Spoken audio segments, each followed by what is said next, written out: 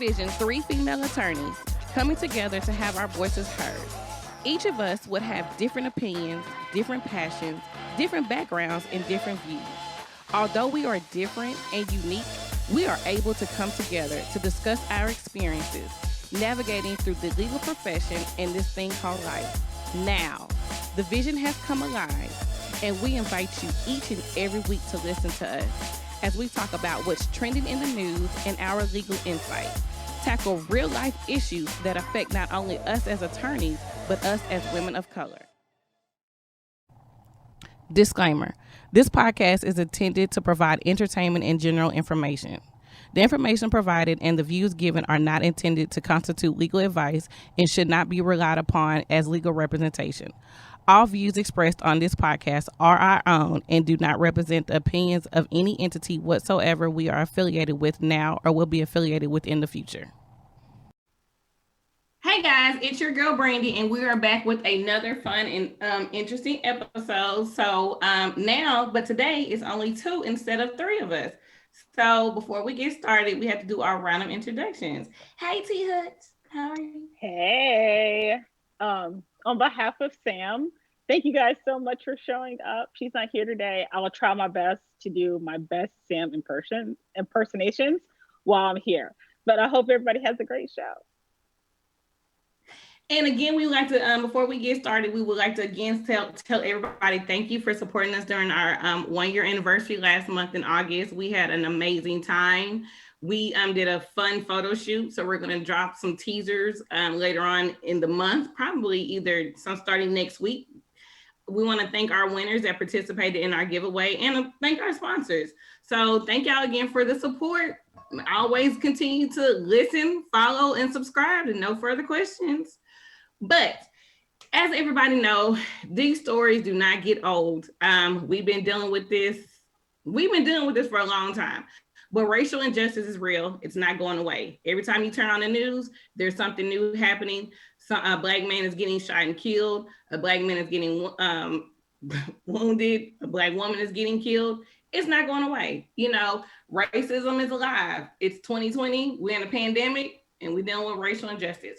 So what we want to do today is we want to talk about something a little different, a lot of things that people probably are not talking about in regards to racial injustice, and we want to discuss interracial relationships. So we have brought on some phenomenal guests of the show to talk about their experience. So first, let's get started with Veronica and Lynn, with our couple. Introduce yourself and just give a brief background to our listeners. Oh, hey, I'm Lynn. We've been together 9 years, too long. I'm originally from Alabama, so we live in Tampa now, and we've actually been married about 7 years. Okay, cool. And I was like, what's your wife's name? I was going to let you do it because I'm going to take over for you. I'm an independent Black woman. So I'm Veronica. Yes, we've been married about 7 years. That's about right. We have been through ups and downs. I think anything like a regular marriage. I think,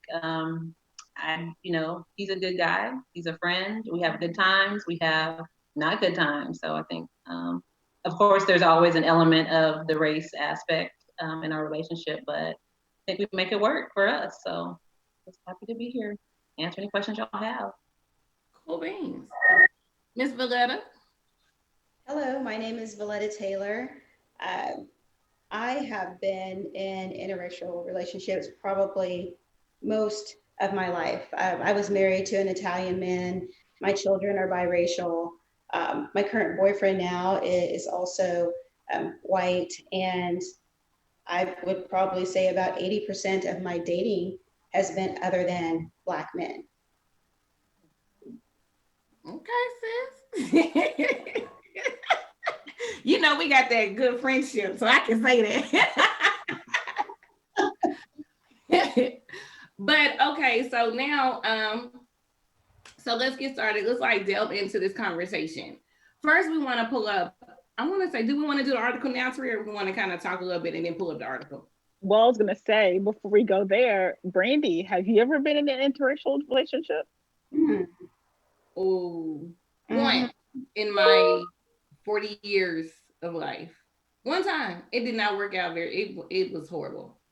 Are you I dated a open? white man and it wasn't necessarily with him because I don't have a problem with dating outside of my race. Like I don't. I am open to the right man come along. So I'm open to that.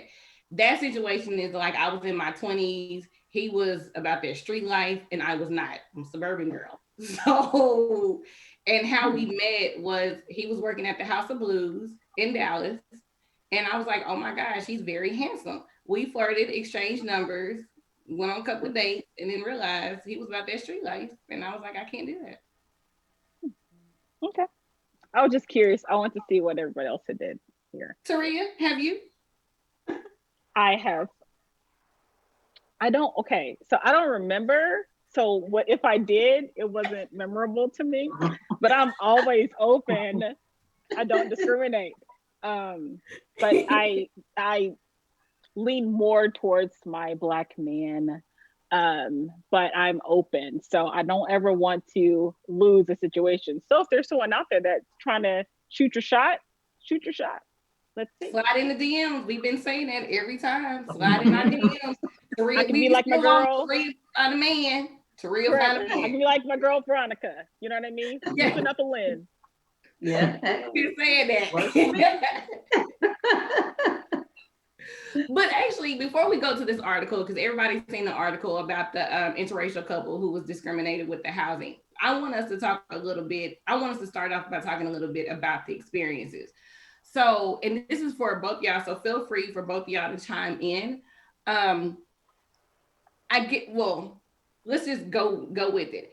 Have either of you faced prejudice because of your interracial relationships? I'm gonna start with the couple first. Nothing. I mean, definitely nothing overt. I mean, probably the worst thing we get is if we're in the line at the grocery store, they don't realize we're together. That happens all the time. I mean, that's normal, right? If we are, she's unloading the groceries, I'm getting out the credit card, and then we go stand each other. You can just see them go, wait, what's going on here, right? Mm-hmm. Those kind of things. But other than that, not really. I mean, not that I know of. Yeah. Yes. Certainly look sometimes if we're even walking down the street, but yeah, no one has actually said anything or I felt that we were slighted or treated differently because we were together with each other being, of different races. So what about you? Well, my experience is, yes, I actually have. My, gosh, I'm trying to think. I'm 50 years old now. I met my husband when I was 18, so 32 years ago. And I remember like just the blatant disrespect and disregard and the loud comments that were made way above a whisper at that time. Now I have seen less and less of that as you see us progress as a society, but not only have I felt that discrimination as a Black woman when it comes to other, Caucasian people seeing me with a white man or somebody that appears to be white, but I've also experienced it as a Black woman with a Black man saying something to me. Basically, his comment was, how dare you go to the other side? All the good women are supposed to stay over here, and basically they can have what's left. And I'll never forget this because this was a good friend of mine at the time in college, and you would never think that he would be so close-minded. But there were also times when Black women would either be like, you go girl, or they would be like, oh, that's gross, overtly just saying it. So how I experienced that less and less, as time's progressed, absolutely. But I was in New Orleans a couple of years ago with my boyfriend, and we were walking down the street during the jazz festival together, and a guy yelled out to me, "Make your money, boo." And I was like, oh, wow. Yeah. So I've experienced it from all sides, which is really sad, right? But definitely. Wow, that is definitely interesting. Yeah.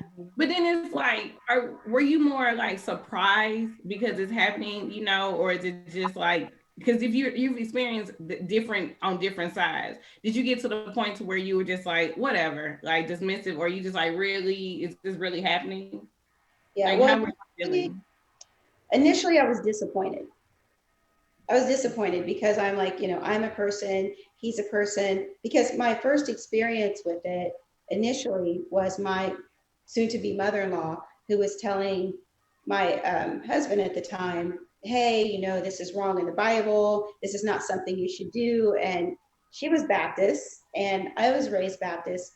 And we ended up having a meeting with the pastors and the parents.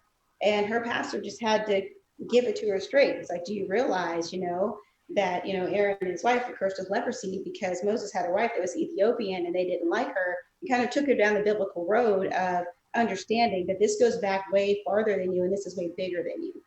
And we ended up having our Black and our white pastor up there to marry us when we got married. And we always say 50% of the people came because they wanted to support us, and the other 150 people came to see. It's like, so yeah. But yeah, I mean, initially disappointed, but I think now I just feel sorry for them because they're so ignorant. They can't get past the shell to see internally, you know, how beautiful and how wonderful it is that you found someone that you love and that loves you unconditionally, regardless of what the outside looks like. So here's my question. I want to get out the way. Why did each of you go outside of your race? Why didn't you choose someone inside your race? Why did you stay with your own? Okay. All right. You want me to go? Whoever wants to go first. I was married previously, so Lynn is my second marriage, my second husband, if he's lucky. My first husband was a Black man, so I had dated outside of my race after my first marriage. I was married for about 10 years. And so it really wasn't an idea that I was always open to dating men of other races, not just Black men. So that was okay. I didn't ever see myself being married to a white man, but we talk about this all the time. He and I, we have a really good relationship, I feel like, and we are able to talk about some of the things that I was not able to talk about with other white men that I have dated. And it just kind of escalated to, just because we were able to have those candid conversations, and the type of friendship and relationship that we had developed into, love. And I fell in love with this guy, and it's not so much that he's white, it's him. So, and we talk about this as well, is that if something were to happen to us, I don't necessarily know that I may still be open to dating, but at the same time, I'm not really clear, only because there are so many. You never know. I've dated white guys that got mad at me, tried to tell me that I couldn't use, I couldn't say Negro, and I was like, boy, if you don't, what I'm saying, you don't get to tell me what I can and can't, just because you can't say it. So he tried to tell me what it was to be a Black woman. Boy, you don't know. So we and I have a different type of relationship. He understands his role, in this world as a white man, and he understands my role in this world as a Black woman. So I appreciated that. And really, for me, it was more about the person that he is, and not necessarily had anything to do with his race. If he had been the same, guy on the inside, just different color on the outside, I think we would have still had that same connection. And I'm probably the opposite, honestly. I mean, again, probably from the accent you can tell I'm from a pretty rural part of Alabama. So I grew up. I think there were 3 Black people in my high school total. That's it. And so I mean, I don't know what I prefer Black women. I've done since I was a teenager, right? I liken it to some guys like blonde, some people like brunette. I like Black women. I always have. But that was not acceptable when I was growing up. You're not going to do that. So when I was same thing, I was married before we split up. I said, well, I'm grown. and I'm not living in Alabama anymore. That's hard. Right, I can date whoever I want to, right? And that's kind of how it happened here. And like Veronica said, we talk a lot about these kind of things and I told my mom this, and I think that's what I can't imagine ever being with a white woman. I'm not saying it's impossible, but I just can't imagine.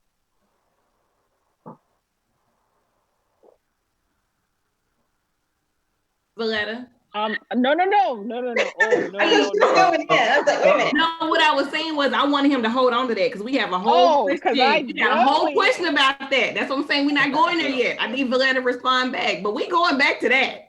Thank you. I'm an attorney. They want to talk about you fetishizing. No, that's why I was like, because we got a whole nother section about that. I was like, hold on, because I know where you're going. Veronica knew I was coming for her man. She knew I was coming. Right. Look, we have these conversations. So I said, y'all want to talk about him fetishizing me? Mm-hmm. Yes, we gonna get there. Hold on. Like, let me let her respond. We coming back to that.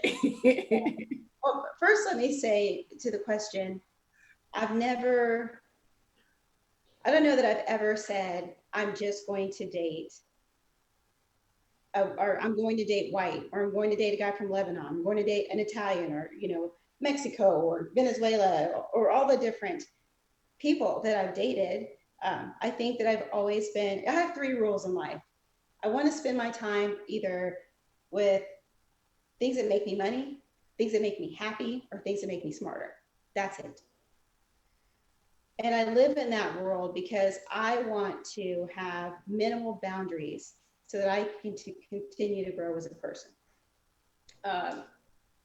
So I really can't say that I decided to date a race and not date Black men. It's just that I decided to give all men an opportunity, and for me to have an opportunity to see what it is that they could do, or I could do, or we could do to make each other happy. I don't like barriers or,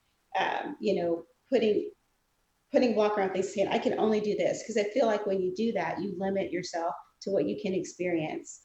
And I am all about experiences. So for me, it was never really a choice. And honestly, I'm that one girl when I'm out with all of my girlfriends that if we're in a place where it's like predominantly all Black men, the white man always comes up and says something to me. And they always say, well, we can take you anywhere and you can find a white man. And I'm like, that is not it. But I think that I just seek happiness. And if that happiness comes in blue, brown, yellow, green, okay, maybe not purple, but all the other things, I'm at least open to it. So, yeah. So now, Mr. Lynn. Yes, Three, you want to go first? Well, you made the comment, I just can't see myself, and I might paraphrase just a little bit, with a white woman anymore. And so I guess my question is why? Because from the Black woman's perspective, Black women sometimes make the same comment. There are Black men that have made those comments before, like, I don't want myself with a Black woman. And when a Black man says it, it's sometimes thought of as a criticism to the Black women, and why don't you want a Black woman, right? So to hear a white man say, can't see myself with a white woman again, or from here on out, I would just really be curious to know if you could expound on that. I mean, I can try. I mean, I don't know. I mean, part of it is really because we have such a good relationship. I mean, I haven't had this with anybody else. I mean, it didn't matter their color. And I mean, I know what I like. I mean, I just can't. Again, I'm not opposed. I'm just saying, oh heck no, never. You're on the list. You can't be there, right? We're not going to do one drop and, and check it out, right? But it's not what I think I would do. I mean, we have talked about this, that if we hadn't met each other, I think I probably eventually still would have wound up with a Black woman. I don't think she would have wound up with a white guy. Yeah. Yeah. So my question for you, because Lynn, you are from Alabama, and you said you told your mother that. How did she feel? I'm in Alabama. Yeah. Well, her exact words were, "Oh, son." That was okay, honey. Okay, I got you. Better than I expected, but I mean, you know, especially now we've been together as much as we how long as we have, and you know, she's come to visit. We visited there, so she's met the kids and all that good stuff. You know, no, no big deal. There's been times, quite frankly, that she's had to uh, make sure she's not saying something that would be offensive, that she doesn't necessarily think of as offensive, right? I mean, she doesn't, and you know, we kind of have to say, or I have to really, is, hey, you can't say that anymore. I mean, you can't. Sorry, you know, like that's. I know you didn't mean it that way, but that's what it means, right? So probably don't want to say that anymore. You know,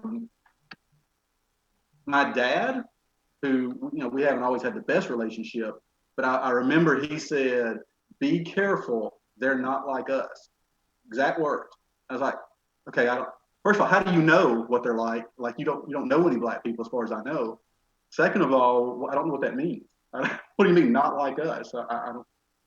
I mean, you know, they eat, breathe, sleep, go to work. I don't know what you mean.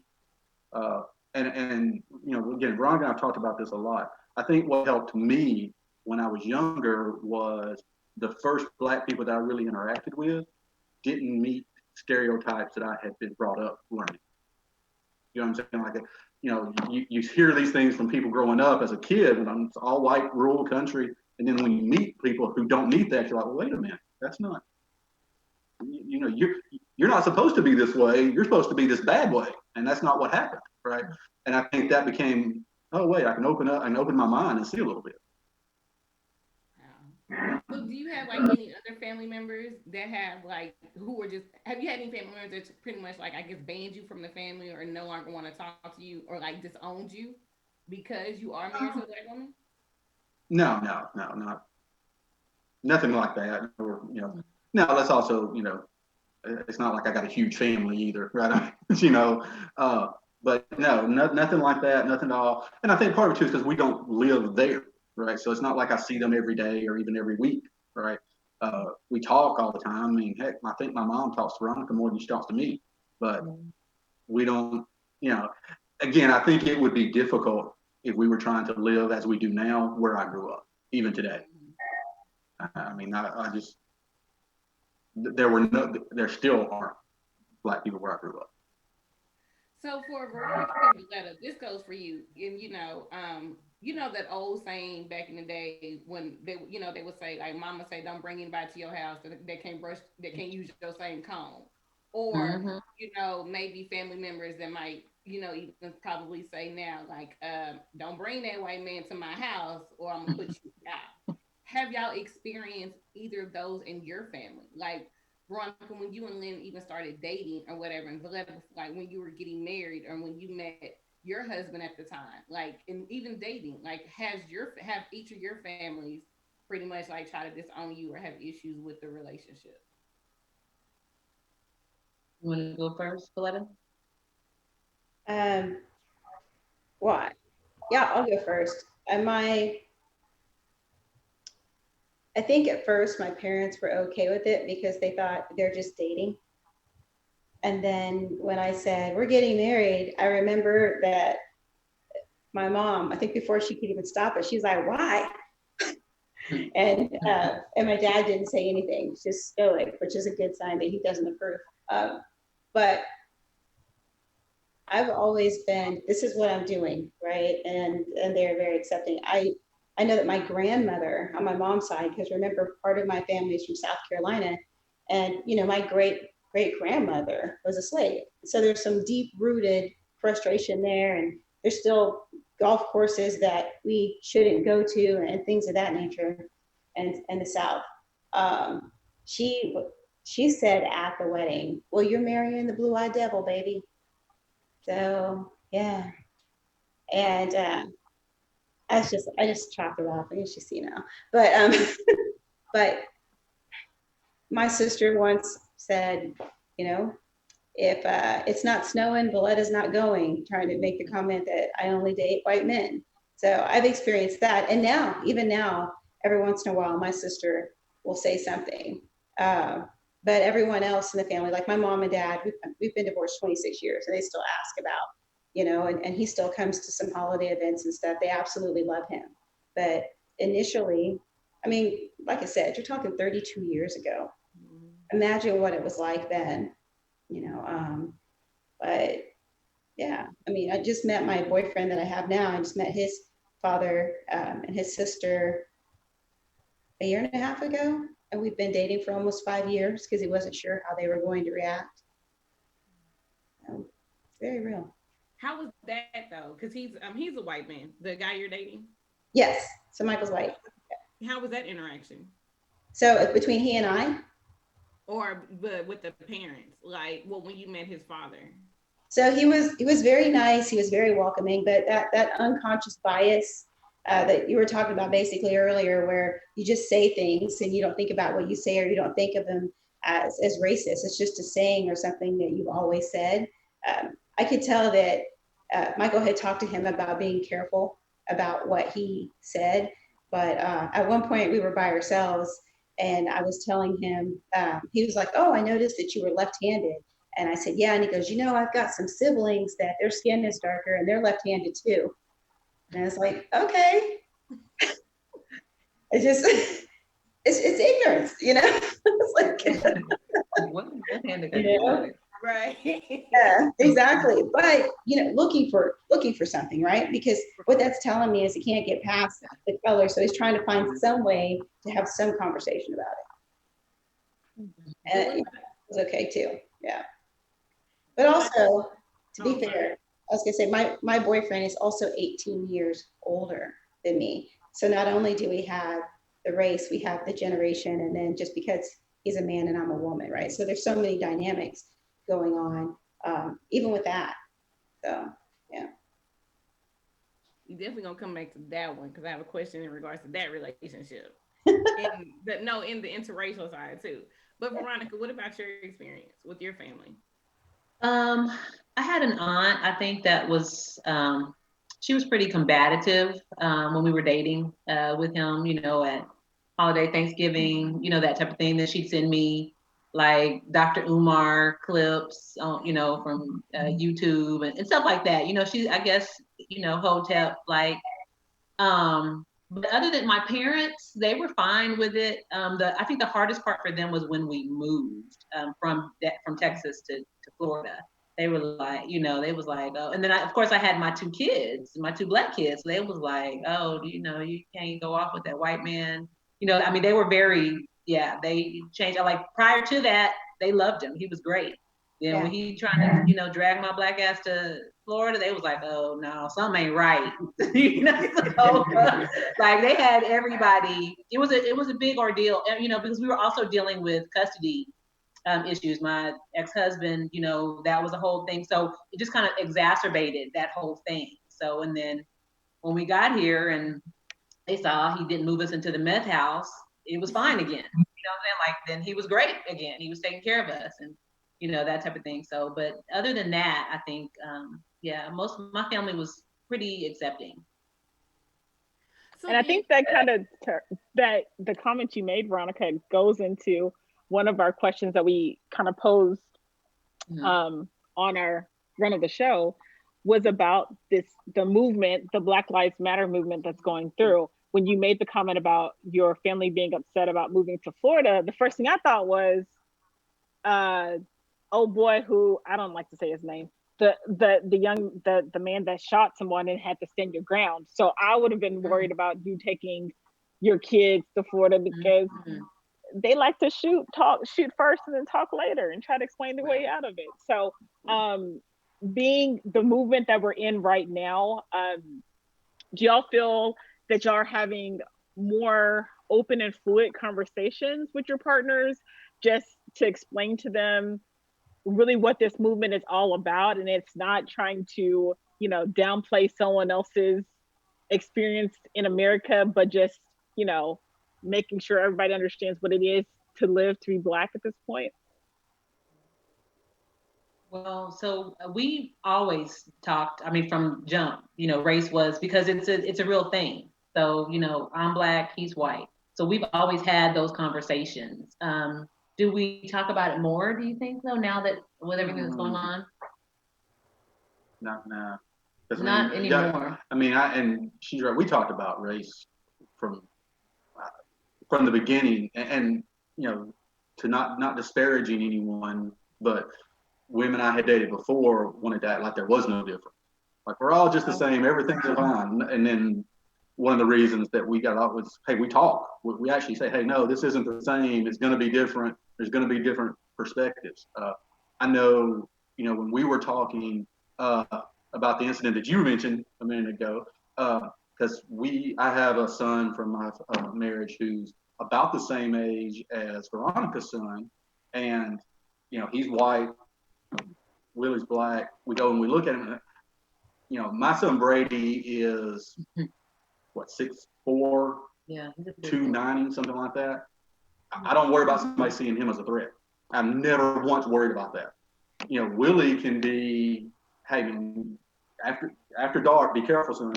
Watch out what you're doing, right? And that's me, watching us being scared, who hasn't had to experience it myself. I know how I worry about him as opposed to how I worry about my other son. It's just that simple. Are you more overprotective of her sons because of the movement, the culture we're in right now? Like, do you feel like you're overly protected because as a white man and you haven't experienced those things, but do you find yourself being overprotective more so? More so with our daughter. I mean, she's 19 now, and yeah, our son's off of college. He's about to graduate. He's doing everything right. I'm so proud of it. And our daughter, she just got out of high school. I worry, she's doing things that, teenage kids do. And I'm like, hey, those are the kind of things that, I worry about you getting killed over doing, right? I don't, it bothers me if you stay out to 2 a.m. It shouldn't, Yeah. but I worry about that. I mean, we used to talk about this. I couldn't sleep when she was gone. I used to couldn't sleep at all, right? It's not as bad now that she's a little older, but because she's doing her senior stuff. She's out doing all this, stuff everybody else's kids are doing the same thing. But I would worry about her more so. Yeah. And more, I think even almost to where I'm like, okay, she's got to be able to, yes, I want to protect her too, but I still want her to have experiences. So we actually got into it the other day about her curfew. Mm-hmm. And I was like, well, she's 19, 2 o'clock is okay. And he was like, no. Ain't nothing good that happens after midnight. Nothing. Yeah, like we got into it, yes. Nothing. We were hollering, and which, I'm already loud. I'm from Texas, so I'm loud. So we were loud. Going back and She is loud. Yeah. So, but yeah, he's even more, I think, because he doesn't understand, but they still have to live. Like we can't protect them, just hover over them and smother them. They still have to have a life. So I still want her to have life experiences. Of course, I don't want anything bad to happen to her, but not to, I want her to still be able to live life and still enjoy things. So you still instill in them, try to give them everything they need. Of course, that's not always enough, unfortunately.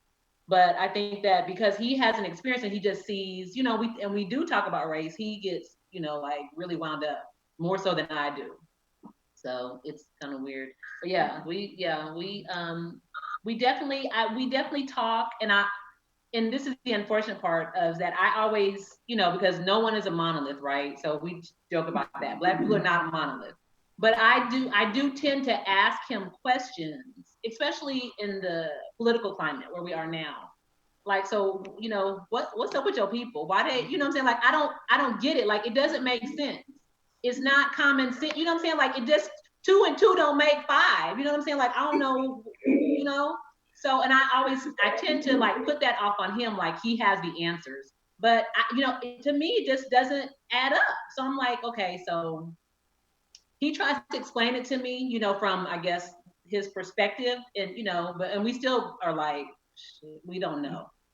But so it's but we still talk about it, certainly, but I don't think we talk about it any more than we used to about the same. It's obviously we talk about how sad it is, how unfortunate it is that these people have to see their children, on a loop on the news, and current events. Right now, if you talk about, hey, it's in the news, we talk about the news every day. Yeah. So you get it that way, but not so much the movement itself, right? Mm-hmm. And then, like Valetta, with you, with your current boyfriend, who is, you said he's 18 years older than you, and he is a white male. Yeah. And like I said, we are in the Black Lives Matter movement and era. By him being that old, like, you know, that older, I mean, like old, but like to be older, like, how's that have y'all had that conversation? Or like, you know, he's coming over and you probably watching CNN, and then you're seeing the headlines, you know, black man has been shot or something. Like, do y'all have those conversations, and what is his thoughts on it? Or Yeah, well, you know, it's funny that you say that. A couple of years ago, we went to the African American Museum in DC together. I love that museum. It's such a heavy emotional thing, and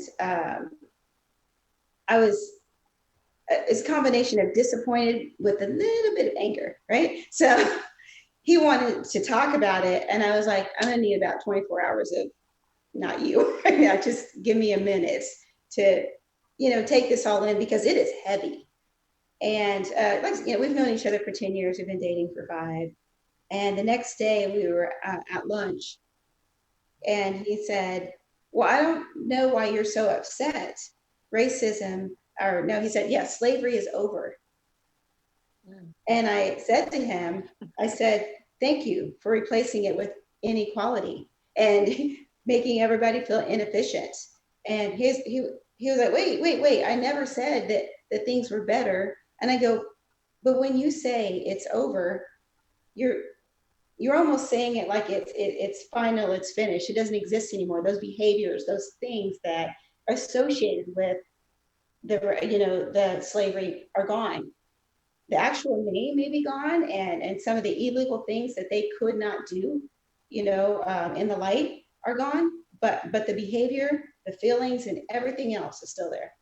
And so when this happened, uh, we had we had these discussions, and sometimes they're heated because, you know, I'm from South Carolina. We learned Black history there, and you know, he's from Pennsylvania.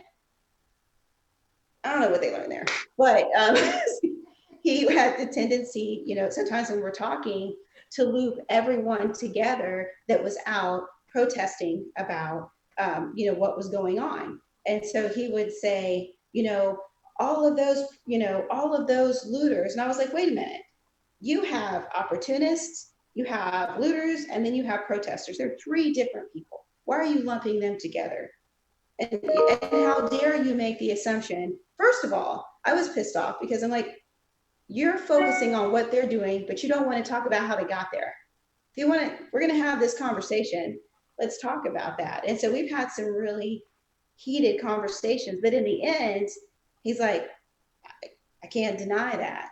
But because of the generation thing, it's really weird. It's like there's this need for them to believe that it's better and that in their generation they resolved or they accomplished something to make things better. But the truth is they didn't. Just because you ended something, you didn't deal with the behaviors and everything else that was happening, and the results are still the same. You know, still several of us are being killed. And I told him, I was like, tell me one time when, because I have 2 sons that are biracial, but society says they're Black. And I asked him, I said, tell me one time when your son walked out the door that you had to worry if he was coming back. Because that's my life. And he was kind of taken back. He was like, okay, you've got a point. And he's like, well, why are we saying Black Lives Matter? And I asked him, I said, have you ever felt like a white life didn't matter? And he said, no. And I was like, that's why. So it is, we've had some heated conversations because of it, but we need to, because I want him to see me, and I need to see him in those crises, in those situations. And what's important to me is that we both feel heard, and that he understands why I feel the way I do it, and that he can validate his points and I can validate mine. But he flat out said, I know that it exists and I know that it's wrong. But what I said to him is, but when you're at the country club behind closed doors, wrapped in a towel with your buddies, and they're making a racist joke, where are you? Are you sitting there? And he says, well, I'm not going to be confrontational. I said, I get that, but not saying anything is acceptance of what's being said. And so we have these conversations all the time. I'm sure there's some days, and he's so happy to go back to Pennsylvania, but I don't ever want him to think that I'm not me. You know what I mean? Like this is who I am. Just like I hate when people say, oh, I don't see color. Well, then you don't see me in my entirety, because color is part of who I am. So for you to say that you don't see color, you're saying that you're looking past that to be okay with who I am. And I'm really, really passionate about standing in my truth and who I am, and having some intellectual conversations about right and wrong and what's going on. And he's always respected that. So That's awesome. That's deep. That is deep. But it's good y'all are having the conversation. Like, you know, and it's good you're making him aware that you want him to, like, you know, see you. So let's like keep the conversation going. We kind of brought this up. Tarina kind of brought this up earlier in the show about Black love. So and this is anybody who can answer, do you believe that there is a such thing as Black love? I guess I can speak on this one, y'all. Y'all go ahead. I'm sure there is. I mean, but let me go. I guess. I mean, you know. But let me pull it out a little bit further. Like, do you believe that Black women reduce their chances of marriage because of the Black love perspective? You know, like when we're so focused on, we gotta have Black men, we gotta marry Black men. If I don't bring a Black man home, my family gonna disown me and blah, blah, blah. But then as we see in, you know, in America too, a lot of Black men are not choosing Black women, they're choosing the white women. So, but you'll see a lot more Black women tend to be like, but I gotta bring home a Black man. I gotta bring home a Black man. So do you believe in that it is a Black love, or just love is love? I mean, I think when you love somebody, you love somebody. That's again, but I mean, to me, just mathematically, if you say I'm gonna limit myself to a certain group, then you are limiting your chances. I mean, no matter what that is, just hey, if I take out all brown-eyed people, well, now I only got this many people to choose from. You know, whatever the criteria is. I'm brown-eyed. Right. I mean, but that's that's a different perspective too. I mean, it's for me, if somebody says that, I mean, and you know, again, part of what we talked about before is if somebody tells me a white person tells me I will only date white people, I start thinking, oh, okay, you're at least racist adjacent, right? At least you might be just right. But if a Black person says I'll only date Black person, it's like, okay, yeah, I get that. Okay, I understand. Great, you know.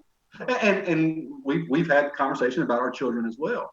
If our Black son came home with a white woman, we're probably gonna have a problem with that. You know, let's be real. I know I would. Yeah. Wow. Wait a minute. I'm so glad we got here. Thank you, Lynn. I appreciate you always to host the show. Lynn, anytime you want to come back and take my spot, you can take my spot at any point, because you get there, I look like a perfect person. This is the question I wanted answered, okay? Because Black women who have Black sons tend to have issues if the Black son brings in a white girlfriend. Why is that? You asking him, right? I'm not. I'm asking you, sis, who said you had a problem with it. Okay, so because here's from my experience, okay, as a Black woman. So every group of people has problematic people. Okay. I think, and this is just from my experience, from my beliefs, and I know feelings aren't, you know, what it's based on, but so for me, I think that when I see a Black woman and a white man, I'm thinking, okay, this girl, she's probably open to, you know, she's down for whatever. She's good with, you know, she knows who she is. She is okay being with this white man. She's also probably okay being with a Black man, okay, or a white man. When I see a white woman and a Black man, it always makes me wonder. It's not necessarily always the case, but I always do wonder, what are her motivations for being with that Black man? And I don't know if it's just because of the history, you know, of Black men and white women from where we've come to now. You know, just on both sides, probably from the Black man perspective as well as the white woman perspective. But it does always make me wonder, what are the motivations of these two people? Does this white girl date this Black man because she wants to piss somebody off, mommy and daddy? Is she, you know what I'm saying? Is she trying to take, and not saying that white men don't do the same thing. Is she trying to get a little crash course in what the hood is all about? You know, those type of things. And then from the other perspective, is this Black boy thinking that white is better than Black? Or or is he, because you do find that, you know, sometimes when a Black man gets to a certain status, that's what you see. You know, they want the exotic, they want the, you know what I'm saying, the, you know, red bone. That's what they all rap about, right? The yellow girl, whatever. Not only that, but sometimes you'll see a Black man with a white woman that just like, say, man, so you just wanted a white girl. Like you just, you know, y'all know what I'm talking about. You just wanted a white girl. She be the worst looking. I don't know. White We don't know, Veronica, what you're talking about. Okay, y'all know. But you be like, oh, what, you know, like, so, you know, so it does make me wonder. I'm not saying that all of those relationships are that way, but just from my experience, that's my personal experience. These views do not reflect this podcast and the host of this podcast. Disclaimer. Oh, fine. Right, yes. We having a conversation. It is okay. But Lynn, you said you felt the same. Well, did you say that you didn't want him to come home with a white woman either? So why do you feel like as a white man? Well, we'd have a conversation is what it would be, and it was for the second part of what Veronica said. I don't want you trying to think that somehow white women are better just because they're white. Now, if you know this girl and you like this girl, it's going to take a little bit for me to believe that it's all equal on both sides, right? But I can get there, right? More so than Veronica probably could. But that is mine. I love my wife, and I think there's nothing better than my wife in the world. To me, I don't want to say it would be an insult to my wife if you came home with a white girl, but I want to make sure it was legitimate. It wasn't you just want to be with a white girl because somehow you think that's better, right? And then, like Valetta, you have a son and a daughter. I have 2 sons and a daughter. 2 sons. So how do you feel if your son, because they're biracial and they identify as Black? So how would you feel if they came home with a non-Black girl? So my oldest son, my daughter-in-law is white. My oldest son's wife is white. Okay. And I have 2 adorable little curly-haired, blonde-haired girls that people are shocked because they look like they're little white girls. I mean, Casey and Jordan, they've been together since they were 17 and 18, and they're 32 and 33.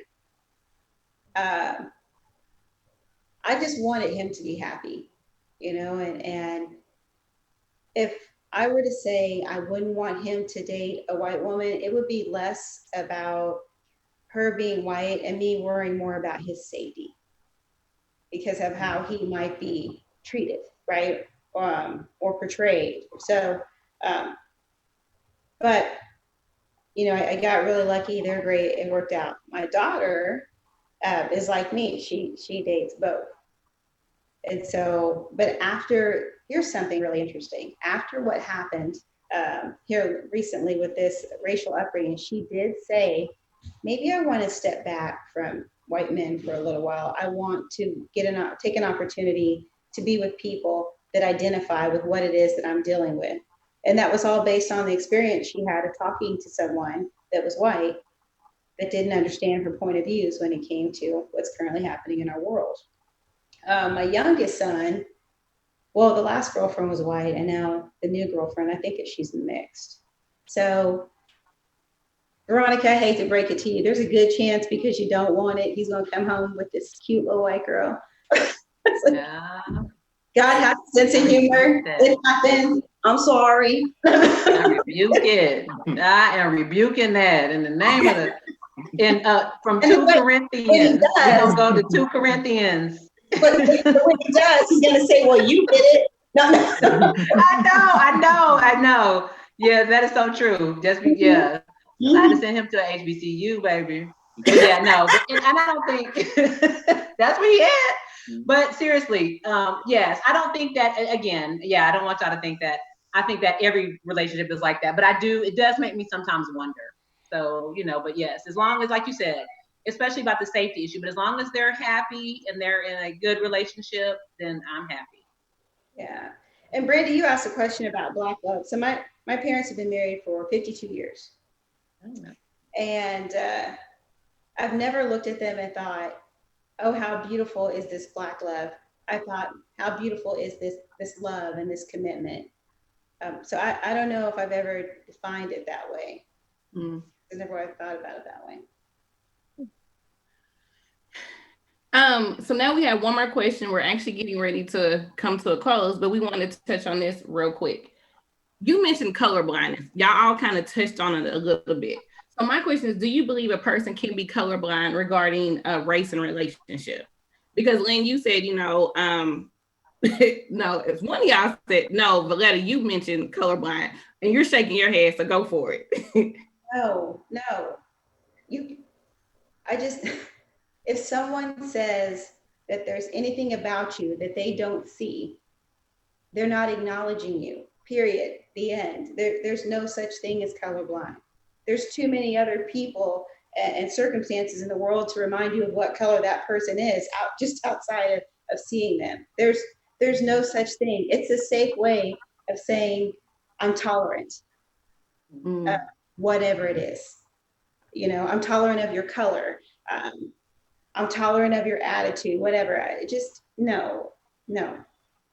See me 100% or just don't. So our favorite couple of the show. Cause y'all done leaned in like I got something to say.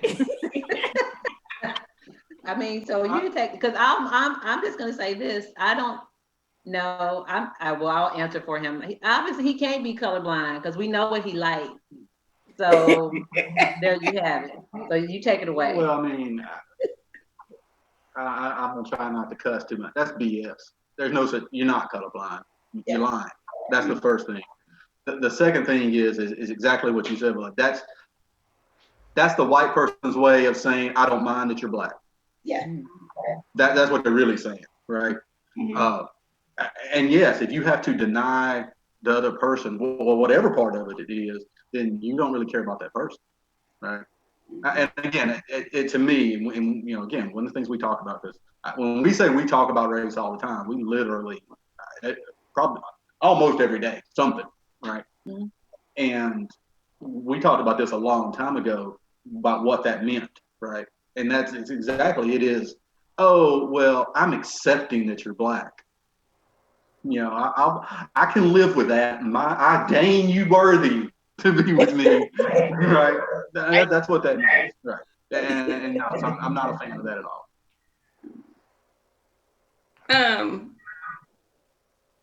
Oh, so this is cute. So now we're actually getting ready to, like I said, come to a close. But there's something I had mentioned to both y'all, Veronica and Lynn, when we were talking off air. Because I did ask y'all about like how did y'all meet, and I said I wanted y'all to bring that to the show, like bring it to the show because y'all had a cute, funny story. So real quickly, can you tell our audience how y'all met? You go ahead. I just want to talk about how y'all know everybody. Oh, because Black people know. Because Black people know everybody somewhere. We do. Yeah, we talk in stereotypes too. Yeah. So we actually met online. We met online on a dating site online. AfroRomance.com. Yep. Wait a minute, what? Yep. Seriously? That's the name of the site? It is? Yeah. Yeah, I put a plug in for them. Maybe you get a sponsorship on it. Yeah. Yeah. It's an interracial dating site designed for that specifically. And we talked today about, last weekend we were talking about why was she on me? I was looking for a sponsor. Right. And As got married. Ain't that something? Yeah. So we chatted online for a little bit, and she gave me her phone number And as a safety precaution, did not give me her actual name. She gave me RONI, which is what I call her today, honestly. But I didn't know at that time, was she saying Ronnie? Was she saying Roni? I don't know. So then we called to actually, I think, start to schedule a time. Yeah. And I'm like, hey, can I speak to Ronnie, Roni? I'm not sure.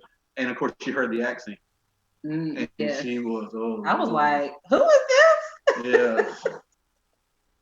And he was like, oh, hey, this is Lynn. Mm-hmm. Yes, that's when the Bama, I was like, what, who? Yeah. He was like, Lynn, I was like, oh, okay. And I almost didn't go on the first date.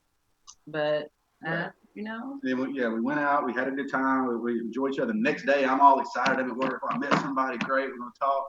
And I mentioned it to one of my coworkers, and they're like, Veronica? And I'm like, yeah. And again, I've been in town, I don't know, it's been 6 months at that point. I mean, it was amazing to me that really the 2 or 3 people I had been on a date with, I met somebody who knew one of those people, and they worked for me. And I'm going, now I got to break up. We can't go out anymore. But she, break up. You hadn't got me yet. Well, that's close. You're right. Okay. She already liked me though. She was all over me. I was calling him the wrong name. Yes, she did that a couple times. And that person was my sister, which is the circle. Yes. Yes. And I got a call. I think I got a call from either my sister or my cousin, who's like best friends with Veronica. And they were like, she's dating some white man. I was like, a white man? Really? And so they were saying how nice he was and stuff. So I was like, okay. Mm-hmm. She said he was country though. She wasn't lying. Yeah. He country. His name is Lynn. We were talking about this the other day. He was like, no matter where, y'all know somebody somewhere. Y'all may not know them directly, but you know somebody that knows somebody somewhere. I don't know what we were talking about. I was like, yeah, it's one of those stereotypes that Black people know. Yeah, because our son got a job offer coming out of school. And it was like, oh, he knows Shay knows somebody who worked at that company and still works there. It's like, of course she does. Sure. It not surprise me she knows somebody who works at this company in Lansing, Michigan, or wherever it's at. Of course. We all know. We all know somebody. I don't know if it's the full race, but if you are connected to Shay Hornsby, then yes, somebody knows somebody. Who, yes. I'm glad I know Shay. Exactly. See? You just talk about that network. Right. Uh-oh. You're muted. You're muted. Mm-hmm.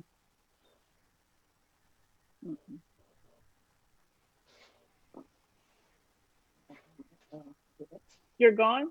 Do I need to wrap up? Okay, so we're having a technical difficulty over on the south side of Houston, so I will wrap things up.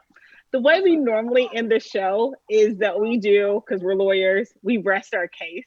And typically we ask our guests to rest their case on either something that's going on currently in the community or the world, or about something we talked about today.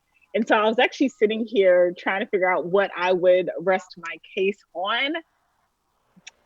But I think I'm gonna steal something that Lynn said. You talked about if we were, while you're dating, to say, I'm not gonna date anybody that has brown eyes, and you've now limited your dating pool. And so I think I would say, if I took something from this episode, is don't limit yourself, because you might miss out on a great relationship, a great person. And no matter if they don't look like you or come from your same background, if you can just have open and honest conversations with that person, I think you have the opportunity to have a blossoming and a beautiful relationship. So that's what I'm taking away from this one. Does anyone else want to rest their case or have anything they want to take away from this episode? Well,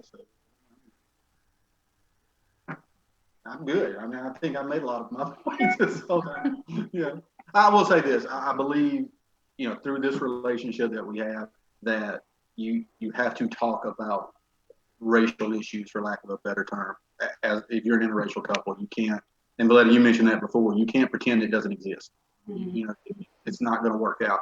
And sometimes those conversations are going to be uncomfortable. You're not going to agree, as long as you know, treat each other with respect, treat each other's ideas with respect. But there's got to be a line too. I mean, we'll be real. There's got to be a line where you're like, oh yeah, that's not cool. You can't. That's too far, right? Whatever that is, you know. But if you don't talk about it, it's not going to get you better ever. That's a good point. Veronica? Oh, Valetta, you can go. No, Veronica, you say something? No, I was just saying, I agree. Oh, okay. You did good, baby. If I could give one piece of advice to women and men, for that matter, out there dating, I would say don't get so caught up in who you want to have the relationship with. Focus more on what you want that relationship to be. Because you really miss it if you're focusing on the wrong thing. The relationship is long term. So get away from who and start to think about what. I like it. Brandon, you want to try again? I can still not hear you, but no worries. I know you rest my case. Rest my case is that this is a huge year for all of us. It is election year. If I think it's almost time, you got to make sure that you're registered to vote. Early voting in Texas starts in October. Florida's probably not that much further behind us, but November 3rd, I don't really care who you vote for. Just vote. If you want to go and write in your auntie's name in the blank, that's fine with me. Just go vote. Well, if you want to. It's America. They have freedom. But we would prefer if you didn't. I'd prefer if you didn't. I prefer if you help me help America and get some moving trucks at the White House. That's what I would prefer, but it's totally up to you how you want to do this. But on November 3rd, whether you're going to mail in your ballots or go and stand in the lines, as our favorite First Lady said, stand in the line until you cannot stand any longer to vote. Because if you don't vote, your voice is not heard and nor does it count. Right. So please, please, please go and vote. And thank you guys so much for being here today. This was an amazing conversation. I did not know how it was going to turn out, but I've learned so much, and I hope our viewers and listeners learned a lot as well. Thank you, Miss Valetta, for coming and sharing your insights on your relationships. Thank you to our favorite couple, Lynn and Veronica, for coming as well on with us today to talk about their experiences loving someone who doesn't always look exactly like them and how you navigate that in the times that we are today. So as always, guys, thank you so much for listening. You can follow me on Instagram as Simply Being T. Sam is still not able to be followed. You can see she didn't even show up here today because that's how much she did not want to be followed, but no worries. Brandy can be followed at Brand Janae on Instagram. But you can always follow us on multiple, what's called social media platforms. On Twitter, it's NFQ Pod. On Instagram, it's No Further Q. And on Facebook, it is No Further Questions. You can tell I do not do the media, but that is okay. I told you where y'all can follow us. Thank you guys so much for tuning in. We can't wait to see you next time. Bye, guys.